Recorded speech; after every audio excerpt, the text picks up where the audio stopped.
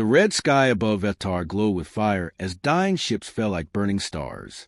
Commander HFY stood on the observation deck of the last remaining defense station, watching everything his people had built for 1,000 years crumble before his eyes. His scaled hands gripped the metal railing, so hard it creaked under the pressure. The void swarm moved across space like a disease. Their black ships looked more grown than built, covered in what seemed like living metal that pulsed with its own dark heartbeat. In 3 months, they had eaten 3 entire star systems. Not conquered, eaten. They left nothing behind but empty worlds stripped of all life, all resources, all hope. Commander, his aide Velmore whispered, the words barely escaping through his thin reptilian lips. The humans have arrived. HFY's tail lashed behind him in annoyance. Humans, the galaxy's youngest species, barely 200 years since they had stumbled into space and demanded a seat at the great councils. What could these pink-skinned mammals possibly do that the mighty Kethmoran military could not? His people had been warriors when humans were still throwing rocks at each other on their little blue planet. The war room felt smaller when the human delegation entered. They moved differently than other species. No grand entrances, no ceremonial armor, no proud displays of weapons or rank.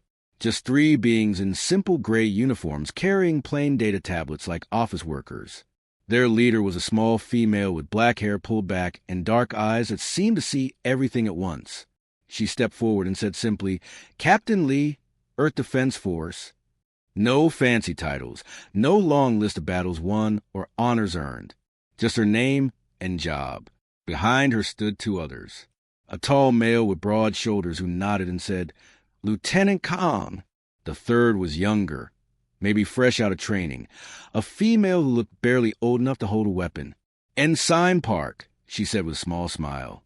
Admiral Threkin, the highest-ranking Kethmoran officer present, rose to his full impressive height.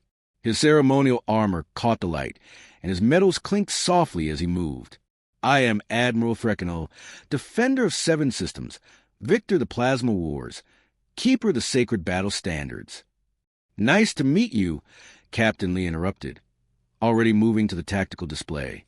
"We have 72 hours before the swarm reaches your population centers. We can stop them." The room fell silent. HFY felt his crest rise in shock. Stop them? "Admiral, our greatest battle fleets could not even slow them down. What makes these humans think?" "Because we did not plan to fight them the way you did," Lee said, her voice carrying a strange calmness that made HFY's skin crawl. Something about the way she spoke reminded him of his old weapons instructor, the one who could break bones while discussing the weather. Lieutenant Kong stepped up to the holographic display and began moving pieces around like a puzzle. The fleet movements he showed made no sense at all. Ships moving away from strong positions, leaving gaps in their defenses, pulling back when they should advance. "You want us to run?" General Kethanael snarled, his scarred face twisting with anger. "The Kethmoran do not flee from battle. Not running," Ensign Park said, speaking for the first time. Despite her young appearance, her voice was steady and sure. "Inviting them in, making them think they are winning. Right up until they are not," Kong added with what might have been a smile, though it did not reach his eyes. HFY studied the human tactical plan more closely. The more he looked at it, the more wrong it seemed. They wanted to let the enemy deep into Kethmoran space, to let them believe victory was certain, to give them every advantage. It went against everything he had learned in 50 years of military service. "This is madness," he said finally. "You are asking us to sacrifice our outer colonies, to let the swarm get close to our homeworld, to trust everything to a final desperate battle." Captain Lee looked at him directly, and for a moment HFY felt like he was being examined by something much larger and more dangerous than the small human in front of him. "Commander," she said quietly, "how many species has a swarm completely destroyed?" The question hit like a physical blow. 7, he whispered. 7 entire civilizations. "And how many have escaped them?" "None." "Then trying the same tactics that failed 7 times before seems like the real madness," Lee said.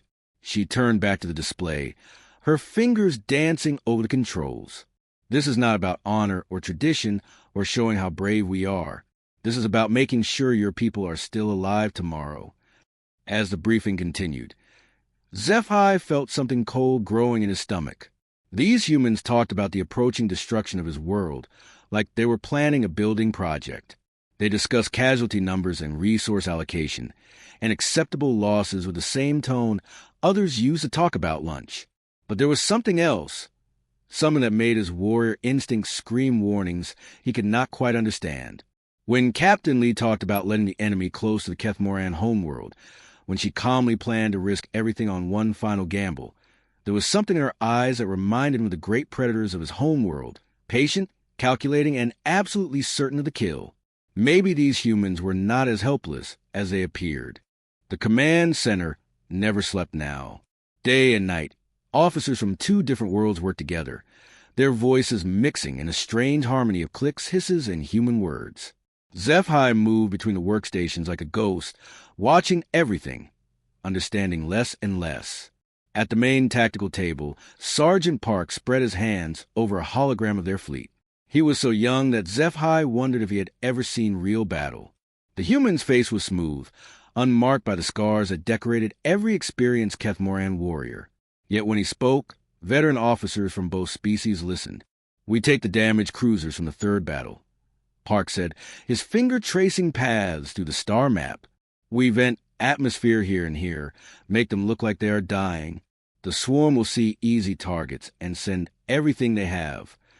Admiral Frekenale's massive frame shuddered with anger. "You want us to throw away our warships? Use them as bait?" Park looked up at the towering Kethmoran commander without fear. "Not throw away, sir. Use them. Ships are metal and circuits. We can build more ships, but we cannot build more people." Lieutenant Kim, a human female with short black hair, nodded from across the table. "The colonies have 3 million civilians. The ships have maybe 30,000 crew total. The math is simple." Zephi felt his stomach turn. They talked about sacrificing entire starships the way his people might discuss using up ammunition. Cold, practical, without emotion. But then something strange happened. Coordinator Nesshai, who managed the civilian evacuations, began to shake. She was an elderly Kethmoran female, grandmother to dozens, who had spent her whole life managing peaceful trade routes. Now she had to decide which families got on the escape ships first and which might be left behind. "I cannot do this," she whispered, her voice breaking. "How do I choose who lives and who dies? How do I tell the mothers that there is no room for all their children?" Captain Kong, who had been reviewing casualty numbers with the same expression others used to check supply lists, immediately left his workstation. He knelt beside Nesshai's chair, his large human frame folding down to her level. His voice became soft, gentle, completely different from the cold tactician of moments before. "You are not choosing who dies," he said quietly. "You are choosing who gets to live. Every person you save is a victory. Every family you put on those ships is hope for tomorrow." He stayed with her for nearly an hour, helping her sort through the evacuation lists, his big hand steady as he helped her work. When she finally stopped shaking, he returned to his tactical displays and went back to planning battles as if nothing had happened. During a break in the planning, Zephi found Captain Lee standing alone on the observation deck. The human woman stared out at the stars, her dark eyes reflecting the distant fires of battle. "Your people confuse me," Zephi admitted, moving to stand beside her. "You plan for death like others plan their meals. You talk about acceptable losses and sacrifice ships without blinking. But then I watch Lieutenant Kong comfort a stranger for an hour, and I see Sergeant Park give his own rations to hungry refugee children."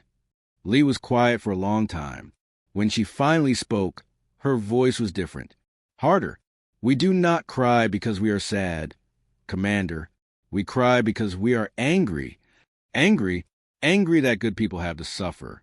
Angry that children have to be afraid. Angry that we live in a universe where sometimes the only way to save lives is to take them." She turned to look at him, and Zephi saw something in her eyes that made him step back. And angry humans, Commander, are very dangerous humans. That night, alone in his quarters, Zephi accessed the Galactic Intelligence database. He had never bothered to study human military history before. They were newcomers, after all. What could they possibly have done in their short time among the stars? What he found made his blood run cold. The Terran Centauri War, where humans had fought their own colonies to prevent them from enslaving alien refugees. The Proxima Incident, where a single human ship had held off an entire pirate fleet to protect a medical convoy. The liberation of Kepler 442, where humans had spent 5 years fighting to free a species they had never met from corporate slavery. Over and over, the same pattern. Humans chose the hardest path, the most dangerous road, the option that cost them the most, all to protect others, even their enemies, even strangers, even species that had once fought against them. The reports were full of numbers that did not make sense. Human casualties were always higher than their allies. They always took the most dangerous assignments. They always volunteered for the missions with the lowest survival rates. But they won. Somehow, impossibly, they always won. In one report, a Rigelian commander wrote, "The humans fight like they have already died and just have not noticed yet. They do things that should be impossible because they refuse to believe impossible exists." Another file, this one from a vegan diplomat. Never make an enemy of humanity. But more importantly, never let them think you need their protection, because they will protect you with the fury of dying stars, and the cost will be beyond calculation. HFY closed the files and sat in the darkness of his quarters. Outside his window, human ships moved in formation, their crews preparing for a battle that would likely kill most of them, and they were doing it for a world that was not even their own. The first light of dawn painted the sky purple when the sensors screamed their warnings. HFY felt the ground shake beneath his feet as the void swarm dropped out of hyperspace like a nightmare made real. Their ships did not look built. They looked grown, all twisted metal and pulsing veins of dark energy that hurt to look at directly. "Here they come," Corporal Hahn said, his voice calm as morning coffee. He sat in the forward bunker, cleaning his rifle with the same care HFY had seen his grandmother use when polishing her ceremonial scales. Around him, other human soldiers went through their own rituals, checking equipment, loading weapons, writing quick messages on small pieces of paper. "First time fighting the swarm?" Hahn asked without looking up from his weapon.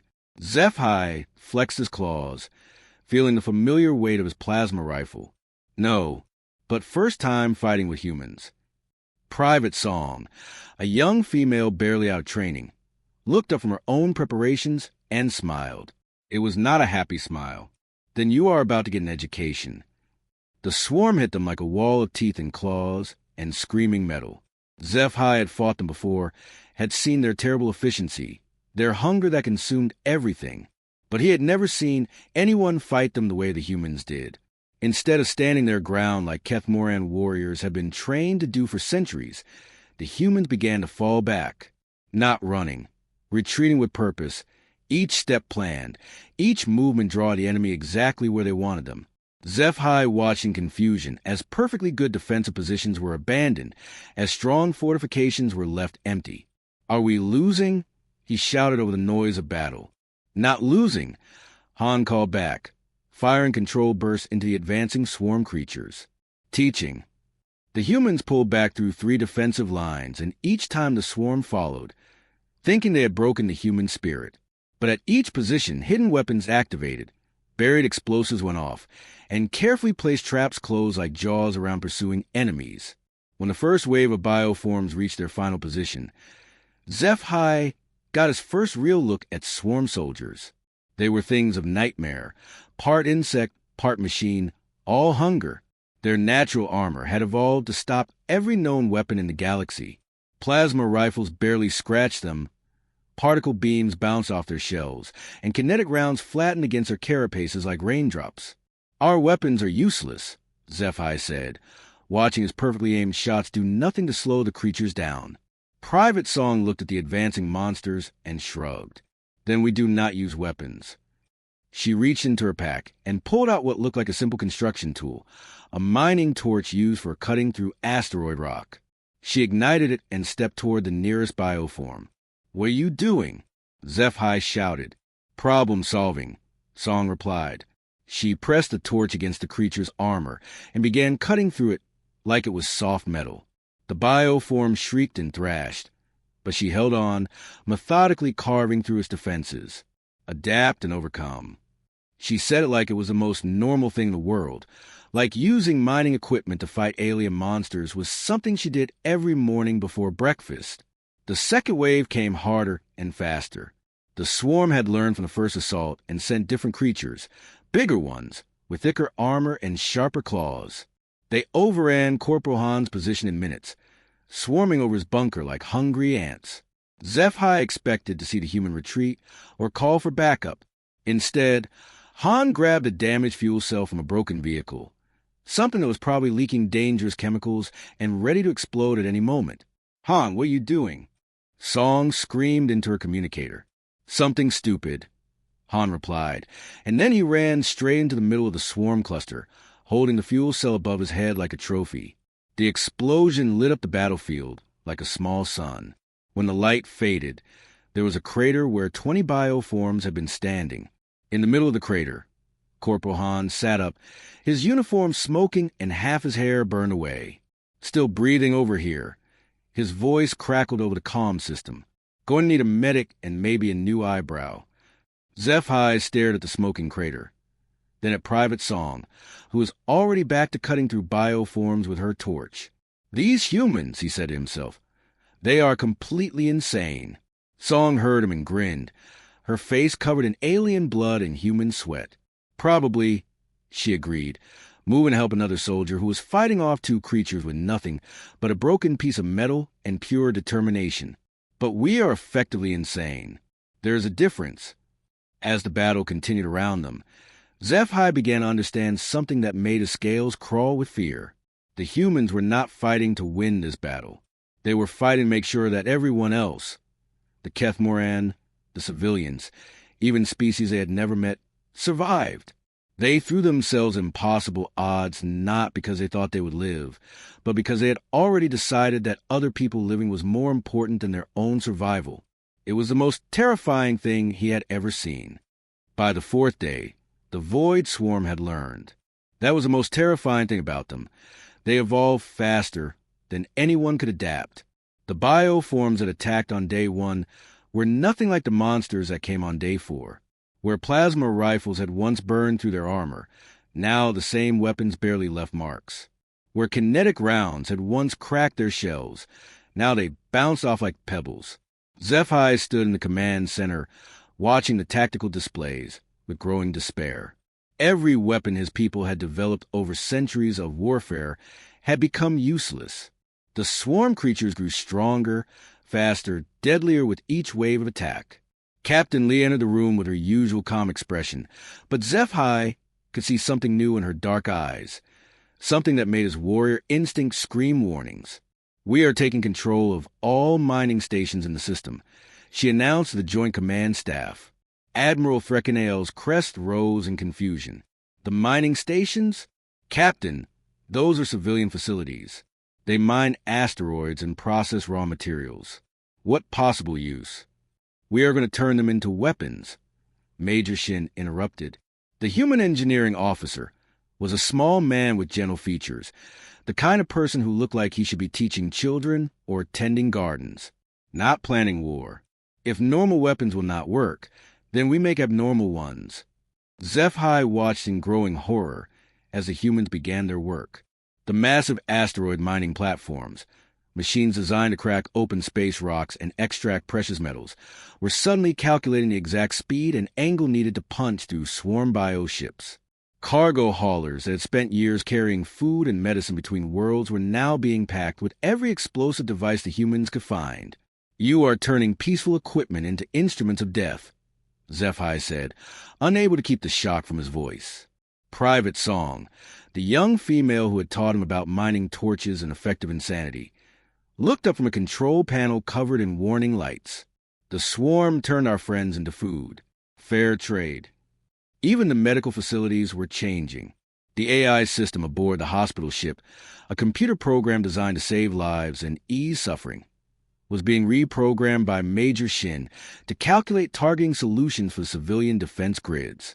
This violates 17 different galactic warfare conventions, HFY observed, watching the peaceful medical computer learn how to kill efficiently.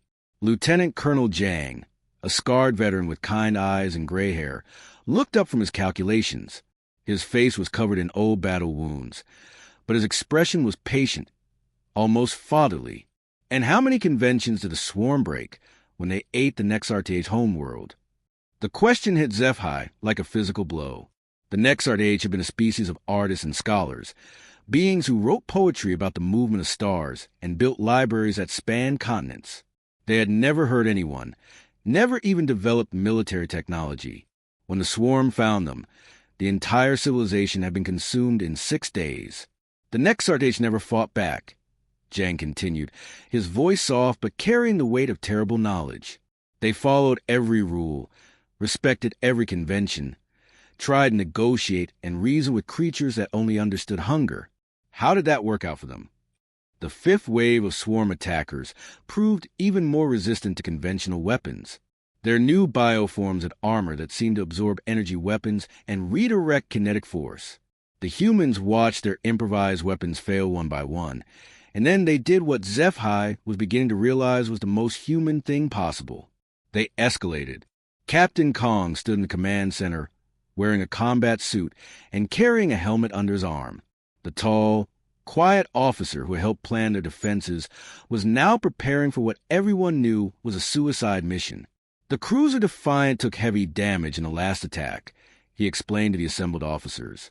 Her engines are failing, life support is compromised, and she cannot make it back to port. But her reactor is still functional. Admiral Frekenale's massive frame shuddered as he understood. You want to fly a dying ship into their command vessel. The swarm flagship coordinates all their attacks, Kong said, securing his helmet. Without it, the smaller ships become confused, easier targets. The plan has a 97% chance of destroying the enemy command structure. And what chance do you have of surviving? HFY asked, though he already knew the answer. Kong was quiet for a moment. 0. But the mission has a 100% chance of saving the civilian evacuation ships. The math is simple. There has to be another way, HFY protested. Some other plan that does not require.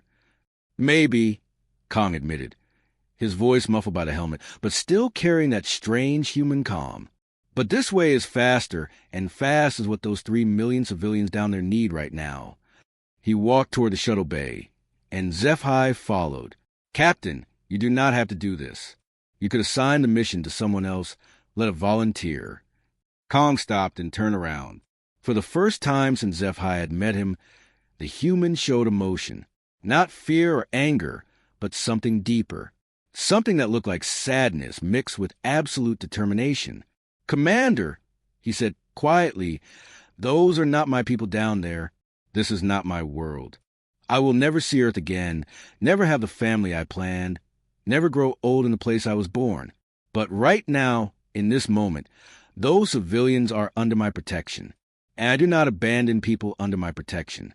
HFY watched the human walk away, heading towards certain death with the same calm efficiency he had shown when planning defensive strategies.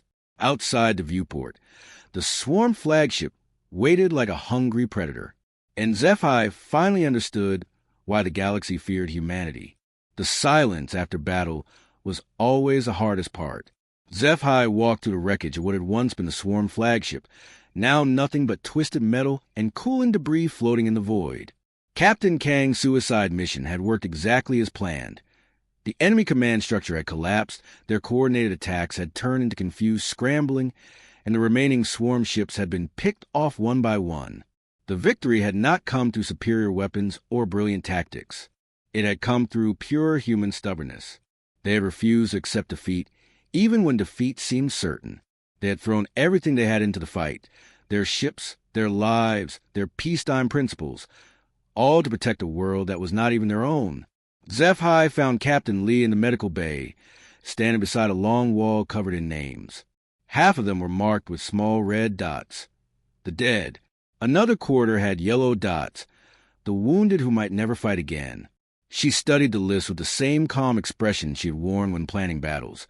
But HFY could see something different in her dark eyes now. Something tired. Was it worth it? He asked. Lee turned to look at him, and for a moment he saw past the professional mask to something deeper. Ask the 3 million Kethmoran civilians who woke up this morning in their own beds instead of in swarm-feeding pods. Around them, rescue teams pulled wounded soldiers from destroyed vehicles and collapsed bunkers. Human medics worked alongside Kethmoran doctors, their hands bloody but their movements steady. HFY noticed something that made his chest tight. The human casualties were twice as high as any other species involved in the battle. Your people took the worst assignments, he observed. The most dangerous positions, the longest shifts, the missions with the lowest survival rates. Why? Private Song limped past them, her left arm in a medical brace, but somehow still carrying supplies to injured Kethmoran soldiers. She paused to help an elderly civilian find her lost grandchild. Speaking in broken but kind Kethmoran phrases she must have learned just for this moment. Look around, Commander, Lee said quietly. Do you see any humans complaining? Do you see any of my people demanding special treatment or asking why they had to sacrifice more than others? HFY looked. In one corner, Corporal Han sat with his head bandaged, teaching a group of young Kethmoran how to play a simple human card game to distract them from their fear. Major Shin, the general engineer who had turned mining equipment into weapons of war, was now using those same skills to help rebuild damaged homes. Even Lieutenant Colonel Jang, the scarred veteran, spent his time writing letters to the families of fallen soldiers. Not just human families, but Kethmoran ones too. I need to ask you something, HFY said. Are all humans like this? Willing to die for strangers?